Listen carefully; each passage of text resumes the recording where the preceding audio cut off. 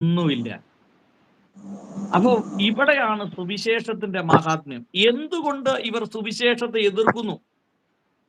ഏറ്റവും പ്രധാനപ്പെട്ട കാര്യം, ഒരു ആദിവാസി കുടിയിൽ ചെന്ന് ഒരു സുവിശേഷം പറഞ്ഞാൽ ആ വ്യക്തി സ്വഭാവത്തിന് വ്യത്യാസം വരും, അവന്റെ വസ്ത്രധാരണത്തിന് വ്യത്യാസം വരും, അവൻ മദ്യപാനം നിർത്തും, പുകവലി നിർത്തും, അവന്റെ കുട്ടികളെ അവൻ സ്കൂളിൽ പഠിപ്പിക്കാൻ വിടും.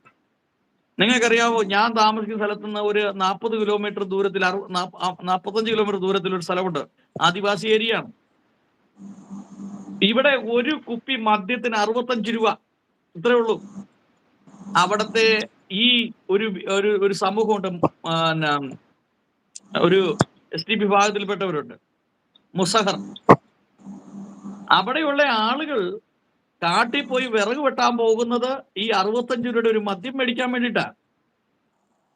അത് വൈകുന്നേരം ഒരു മദ്യം കഴിക്കണമല്ലോ എന്ന് ഓർത്തുകൊണ്ടാണ് അവൻ കാട്ടിൽ പോയി വിറക് വെട്ടുന്നത്. ഞാനവിടെ 300 കുട്ടികളെ പഠിപ്പിച്ചതാ.